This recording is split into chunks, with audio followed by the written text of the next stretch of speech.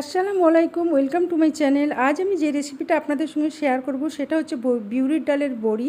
বিউলির ডালের বড়ি করার জন্য আমি খুব অল্প সময়ে খুব সহজ পদ্ধতিতে আমি কয়েকটা ঘরোয়া উপকরণ দিয়ে আমি আজ বড়িটা তৈরি করে দেখাবো। তা পুরো ভিডিওটা অর্থাৎ পুরো রেসিপিটা দেখার জন্য কিন্তু আমার বিশেষ অনুরোধ রইল। আর যদি ভালো লাগে অবশ্যই একটা লাইক করবেন, শেয়ার করবেন এবং প্লিজ কাইন্ডলি সাবস্ক্রাইব করে পাশে থাকবেন। এবং দেখুন, আমি বিউলির ডাল বড়ি করার জন্য আমি এখানে বিউলির ডালকে ভালো করে ধুয়ে নিয়ে 4 থেকে 5 ঘন্টা এটাকে আমি ভিজিয়ে রেখেছিলাম। তারপরে এর পানিটা ঝরিয়ে আমি একটা মিক্সার বোলের মধ্যে দিয়ে দিলাম এবং দিয়ে দেওয়ার পর আমি এর মধ্যে আমি কয়েকটা ঘরোয়া উপকরণ দিয়ে দেবো। দিয়ে তারপরে আমি এই ব্যাটারটা তৈরি করব। তো এর যে ব্যাটারটা আমি তৈরি করব, আমি কিন্তু ব্যাটারটা তৈরি করার সময় অর্থাৎ যখন পেস্টটা আমি বানাবো তখন কিন্তু আমি একটুও পানি দেবো না। এই ডালের মধ্যে, এই শুকনো শুকনো ডালের মধ্যেই আমি দিয়ে দিচ্ছি 2 টুকরো আদা, আর একটু দিয়ে দিচ্ছি নুন, আর যে কোনো নুন আপনারা দিতে পারেন, কিন্তু ব্ল্যাক সল্টটা না দেওয়াই ভালো। আর দিয়ে দিচ্ছি একটু চিলি ফ্লেক্স। এবার এখানে আপনারা কাশ্মীরি লাল লঙ্কা 2 পিস দিয়ে দিলেও হবে।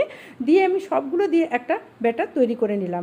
এইবার দেখুন ব্যাটারটা দেখুন, ঘনত্বটা এইরকমই কিন্তু ঘনত্ব হবে, একটুও কিন্তু পানি দেওয়া যাবে না। পানি দিলে কিন্তু বড়িটা অতটা ভালো হবে না।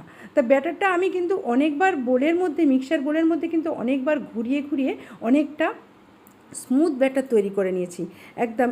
এইবার এইটাকে আমি একটু ফেটিয়ে নেব এবং যত ফেটানো হবে তত কিন্তু ব্যাটারটা কিন্তু হালকা হবে, এবং যত হালকা হবে তত কিন্তু বড়িটাও খুব সুন্দর মুচমুচে এবং রান্না করার সময় সফট হয়ে যাবে। তা দেখুন ব্যাটারটা আমি যখন ফাটিয়ে নিচ্ছি তখন দেখুন কিন্তু বোল থেকে ব্যাটারটা কিন্তু একটু উঠে আসছে।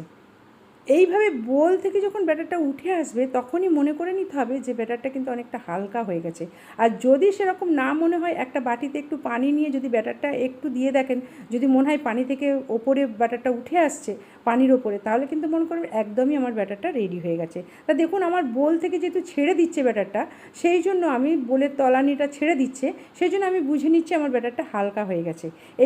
এইবার কিন্তু আমি ব্যাটারটার এবার বড়ি তৈরি করে নেবো। তা দেখুন আমার খুব সুন্দর একটা ফেটানো হয়ে গেছে। এইবার বড়ি তৈরি করার জন্য আমি এখানে স্টিলের একটা প্লেট নিয়ে নিয়েছি। এবার আপনারা যদি পারেন এর মধ্যে বাটার পেপারও নিতে পারেন বা অন্য যে কোনো প্লেট নিতেও পারেন। এবার স্টিলের প্লেটের মধ্যে আমি কয়েক ফোঁটা মাস্টার অয়েল দিয়ে ভালো করে ব্রাশ দিয়ে ব্রাশ করে নিচ্ছি। এখানে আপনারা কিন্তু মাস্টার অয়েলের বদলে যদি সাদা তেল অর্থাৎ ভেজিটেবল অয়েল দিতে পারেন বা ঘি দিতে পারেন, কিন্তু ভালো হবে। তাই এখানে পুরো প্লেটটাতে আমি ভালো করে ব্রাশ করে দিলাম মাস্টার অয়েল। এবার এর মধ্যে আমি ছোট ছোট করে বড়ি দিয়ে দেবো। এই মাস্টার অয়েলের ওপরে আপনারা যদি মনে করেন একটু পোস্ত ছড়িয়ে দেবেন, তার ওপর আবার বড়ি দেবেন, তাহলে কিন্তু সেভাবেও কিন্তু ভালো হবে। কিন্তু আমি এখানে পোস্তর বড়ি করব না, সেই জন্য আমি জাস্ট তেলটাকেই ভালো করে ব্রাশ করে দিলাম। এই তেলের ওপরেই কিন্তু আমি বড়িটা দিয়ে দেবো। তাই বড়িটা দেওয়ার জন্য আমি এখানে দেখুন মাস্টার অয়েলেরই একটা প্যাকেট নিয়ে নিয়েছি। এর মধ্যেই আমি ব্যাটারটা ভরে দেবো, দিয়ে তারপর আমি বড়িটা দেবো। তাই এখানে আপনারা প্যাকেটের মধ্যে করেও ব্যাটারটা ভরে দিতে পারেন বা হাতে করে আঙুলের সাহায্যে ছোট্ট ছোট্ট করে বড়ি দিতে পারেন।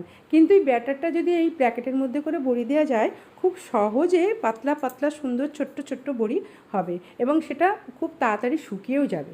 এখানে আমি উইন্ডো সাইডে যে রোদ লেগেছে বা ব্যালকনিতে যে রোদ লেগেছে সেটাই আমি শুকাবো, সেই জন্য আমার 1 থেকে হয়তো 1.5 দিন লাগতে পারে।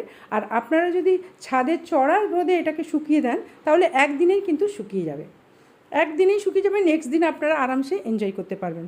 তাই এই দেখুন আমি ছোট্ট করে একটু কাঁচি দিয়ে কেটে নিচ্ছি, তারপর আমি ছোট ছোট করে বড়িটা দিয়ে দেবো।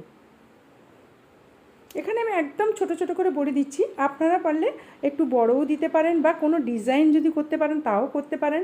আবার বলছি, এই তেল ব্রাশ করে নেবার পর এর উপরে যদি পোস্ত ছড়িয়ে দেন এবং পোস্ত ছড়িয়ে দিয়ে তার উপরে যদি বড়িটা দেন, সেটাও কিন্তু খুব সুন্দর হবে। এখানে আমি ছোট্ট ছোট্ট করে দিচ্ছি দেখুন। আপনারা মনে করেন যদি আর একটু বড় বড় করবেন বা একটু ডিজাইন করে দেবেন তাহলে কিন্তু হবে। আমি বড় বড় 2-1টা করব, বেশি করব না, কিন্তু আমাকে ছোটো বড়িটাই বেশি ভালো লাগে। তা এখানে দেখুন ডিজাইন বলতে আমি কিছুই ডিজাইন করছি না, এরকম একটা জাস্ট করে দিচ্ছি শুধু আপনাদের দেখানোর জন্য। তা আমি ডিজাইন বড়ি করব না, আমি জাস্ট একটু দেখানোর জন্য আমি করে দিলাম। তো এইভাবে কিন্তু ডিজাইন আপনাদের পছন্দ মতো যে কোনো ডিজাইন দিয়েও কিন্তু বড়িটা করতে পারেন।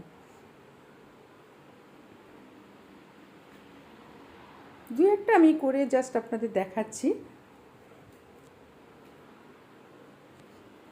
পুরো বড়িগুলো আমি একটা প্লেট আপনাদের করে দেখাচ্ছি। এইভাবে কিন্তু আর দুটো প্লেটও আমি এইভাবে রেডি করে নেব।